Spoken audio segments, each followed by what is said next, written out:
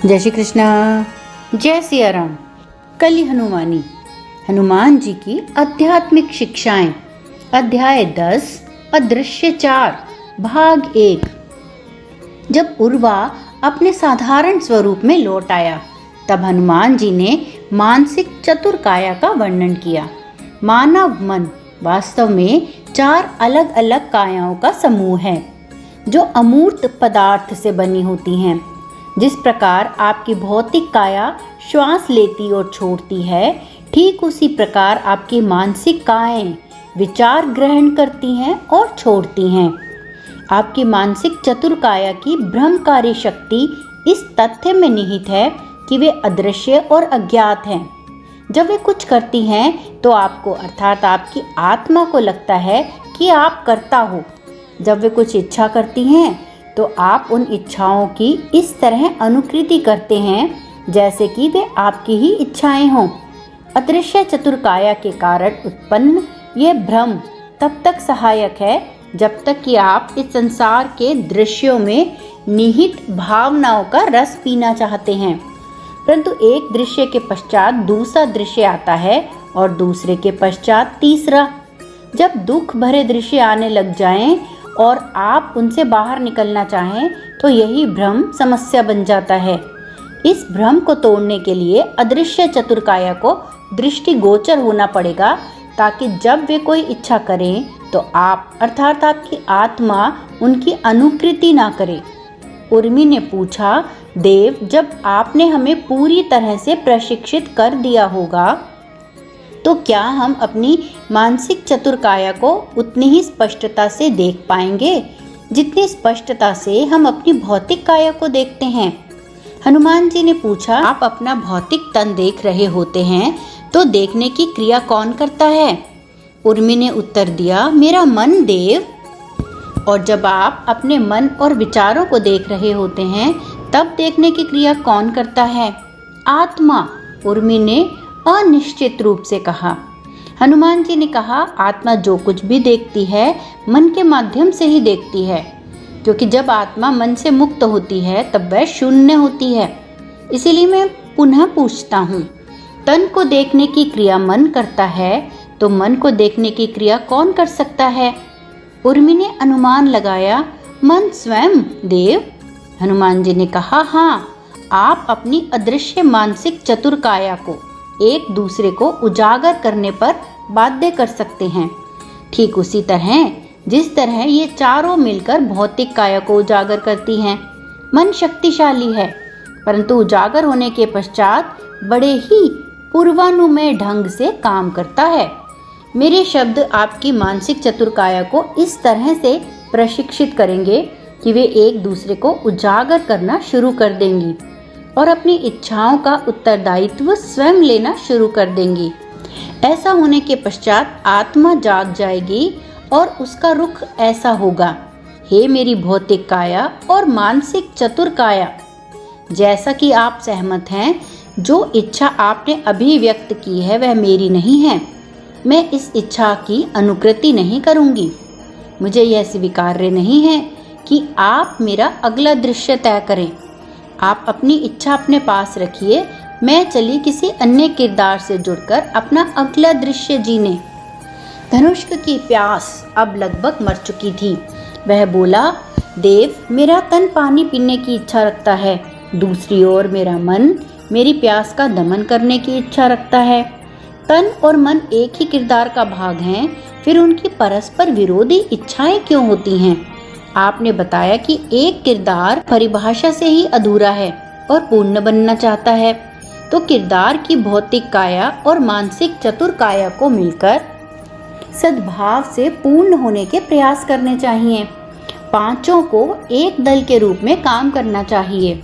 हनुमान जी ने कहा, ये भटका हुआ दल है जो अप्राप्य लक्ष्य को पाना चाहता है, क्योंकि उनमें से कोई नहीं जानता कि पूर्ण क्या है।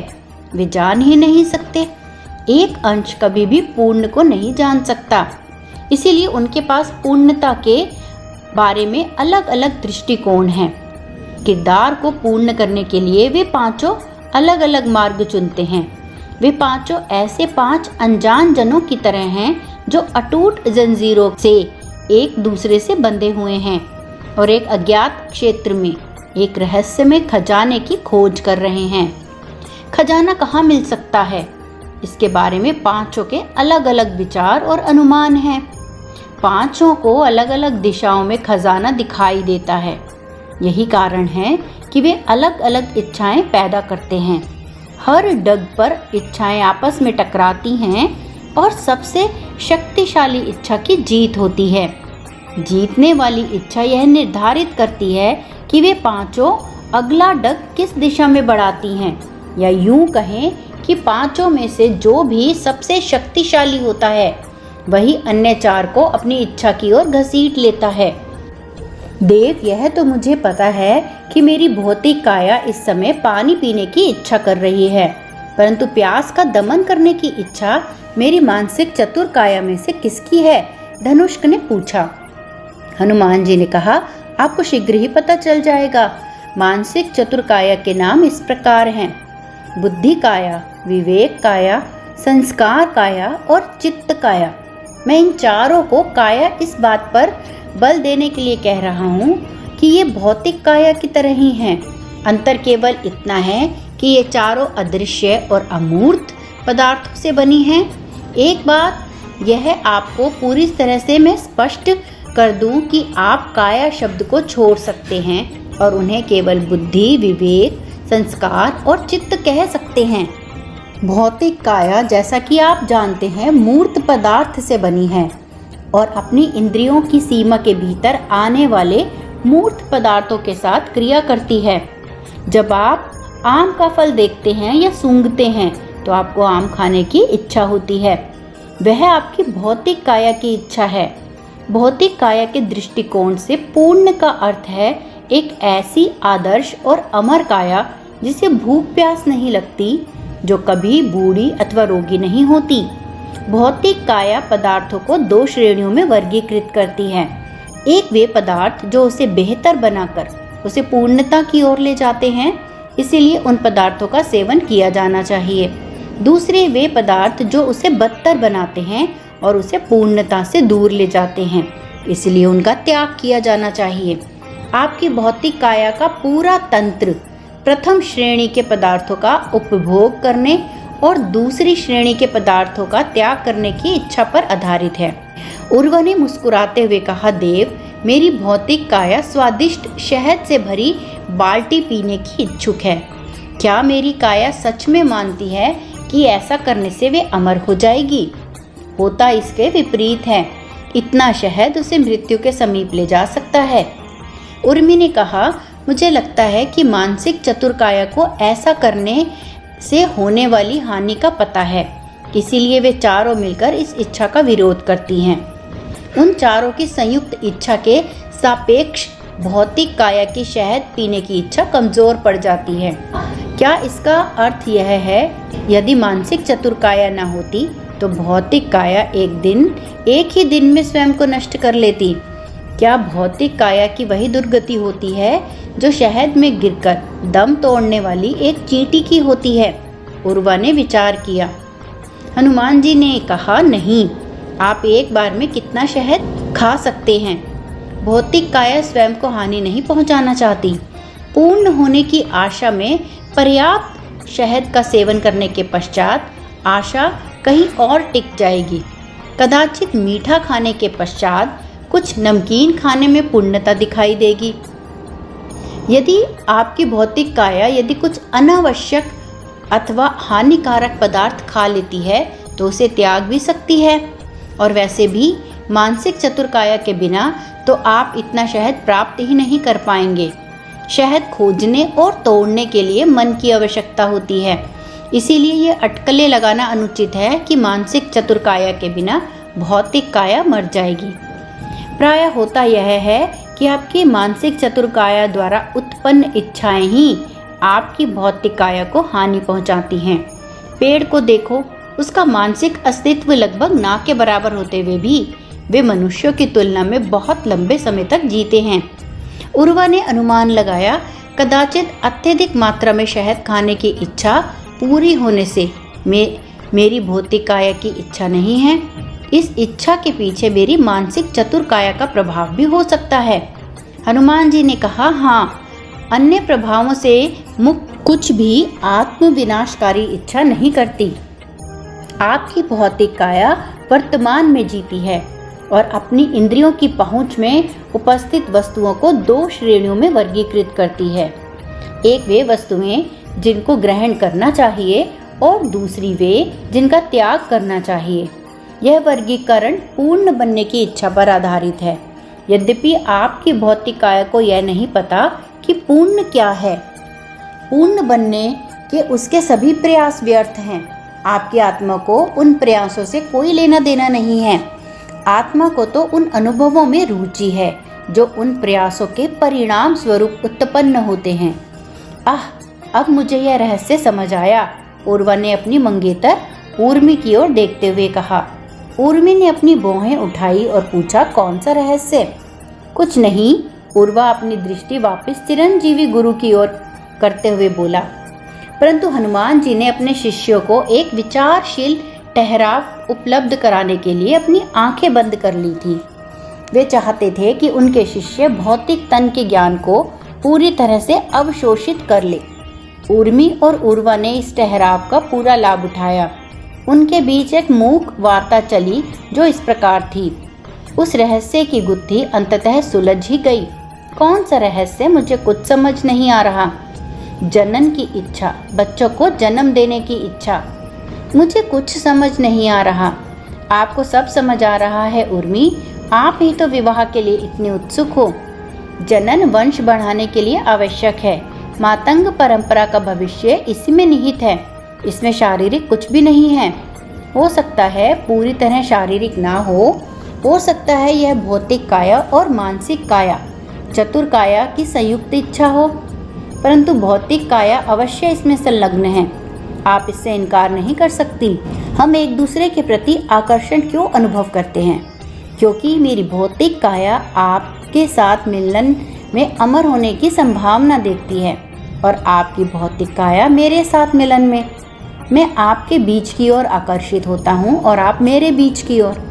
आपको किसने बताया कि मैं आपकी ओर आकर्षित होती हूँ? देवताओं ने हमें मातंग कबीले का नेतृत्व करने और आवश्यकता पड़ने पर प्रजनन करने के लिए चुना है। देवता ही तय करेंगे कि हमें प्रजनन करना चाहिए या नहीं। उर्मी ने आंखें तरेकते हुए मूक वार्ता को आगे बढ़ाया। ठीक है, हमारे बारे में भूल जाओ, मानवों के बारे में भी भूल जाओ। कोई भी नर या मादा एक दूसरे की ओर आकर्षित क्यों होते हैं? यदि यह मन के उच्च संकायों से उत्पन्न इच्छा होती तो जानवर प्रजनन ना करते। यह एक शारीरिक इच्छा है, मेरी बात मान लो। उर्मी ने सिर हिलाया। उर्वा ने आगे विचार पैदा किए जिससे मूक वार्ता आगे बढ़ी। मेरी समझ ये है, पहले भौतिक काया स्वयं ही विकसित होकर स्वयं को अमर बनाना चाहती है, परंतु जब ऐसा करना असंभव जान पड़ता है तो चिरंजीवी होने के वैकल्पिक साधनों की खोज शुरू हो जाती है। काया की उस अवस्था को यौवन कहते हैं। भौतिक काया उन बीजों को उत्पन्न करना शुरू कर देती है जो उसके जैसी ही काया अर्थात संतान पैदा कर सकते हैं। संतान उसके मरने के पश्चात भी जीवित रहती है। नर को अपने बीजों के लिए अनुकूल पर्यावरण अर्थात गर्भ की खोज रहती है। इसी कारण नर मादा के बीच आकर्षण उत्पन्न होता है। मैं इतने वर्षों से इस आकर्षण को समझने की चेष्टा कर रहा था। अब जबकि मैंने ये समझ लिया है, आकर्षण कम हो गया है। आप अपनी कहो उर्वा, मेरी ओर से मत बोलो। मैं कभी आकर्षित नहीं थी। ठीक है, चलो अपने ऊपर बात नहीं लाते हैं। अन्य नर और मादाओं के बारे में बात कर लेते हैं। वे स्वयं की संतान होने पर भी संतुष्ट नहीं होते। वे उसके पश्चात संतानों की भी संतान हो यह इच्छा करने लगते हैं। वे पूरी तरह से ये सुनिश्चित करना चाहते हैं कि उनकी मृत्यु के पश्चात उनका कुछ अंश शेष रहे और पूर्ण की खोज करता रहे। विचित्र बात है कि भौतिक काया भी अपने भविष्य के बारे में सोचती है। भौतिक काया भविष्य के बारे में नहीं सोच सकती। उर्वा के मन में एक रहस्यमय स्वर गूंजा। यह स्वर उर्मी के मन में भी गूंजा था। उसके चेहरे पर विजयकारी भाव आ गए। उसके मन में आए इस विचार ने मूक वार्ता को आगे बढ़ाया। देखा, सब कुछ भौतिक नहीं है उर्वा। मैं अब भी कहूँगा कि नर के बीज के मादा तक पहुँचने की इच्छा विशुद्ध रूप से भौतिक है। मैं इस बात से सहमत हूँ कि मन भविष्य के बारे में सोचता है, तन नहीं। तो फिर मन का कोई अपना कारण होता होगा जो स्त्री और पुरुष के बीच आकर्षण को बढ़ाता है, परंतु शारीरिक आकर्षण अलग है। तन उस बीज को आरोपित करना चाहता है जो उसे अमर बना सके। वह शुद्ध और सरल है। इसके लिए भविष्य के बारे में गणना करने की कोई आवश्यकता नहीं है।